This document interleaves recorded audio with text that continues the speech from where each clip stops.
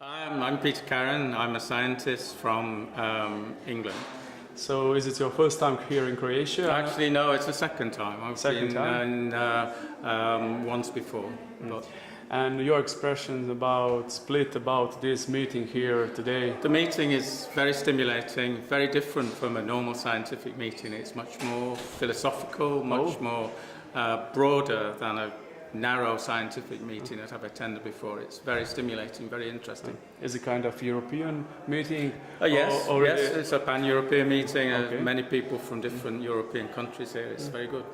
So many people ask Scientific Union, what about cancer in the world? Why don't we have today, in the present, we are still not close to finding a cure against that disease or that illness? That's a slight overstatement. I've been working in the cancer field for many, many years. Okay. And how many exactly? Actually, probably 40 years. 50. Wow, it's really so a long time. Yes. And during that time, the progress has been immense. When I first started, a diagnosis of cancer was more or less a kind of death sentence. You didn't have a very good chance of recovery.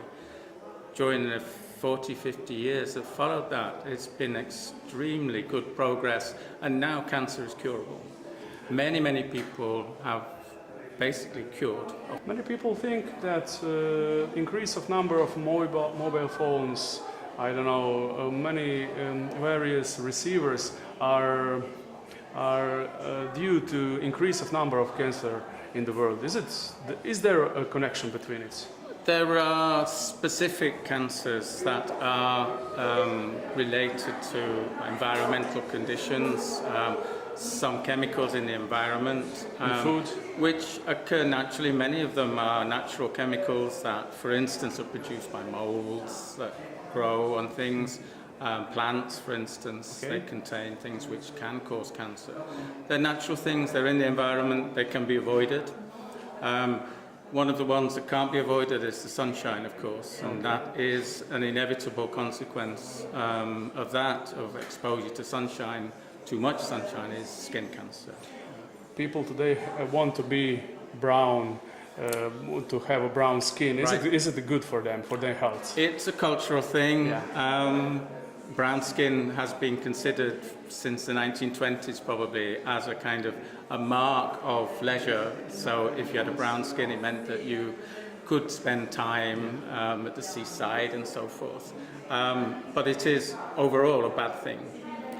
Although the tanning, the browning, is actually protection. It provides protection against more sun. But in general, exposure to sunshine is a bad thing and will lead to skin cancer. So all these commercials saying us, go to the sun, spend as much time as possible in the sun, it's not a real good advice. It's not advisable to spend too much time. We need to spend some time in the sunshine because it's good, I mean it's beneficial. And after that minimum exposure, simply to use a sunblock to take away the wavelengths of light that cause damage to the skin would be sufficient. So to buy sunblocks with high blocking activity would be preventative, and that would be a good thing. Then you can spend time in the sun. Is skin cancer increasing today?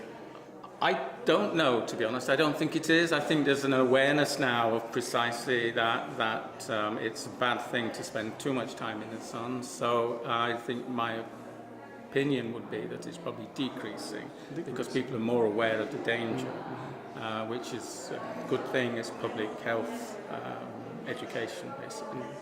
So states have to give more money for education and prevention. Yes, of course. That's a very important point. That money spent on health education of that type, educating people what things to avoid, is money well spent in terms of the prevention of cancer. Thank you very much. Thank you.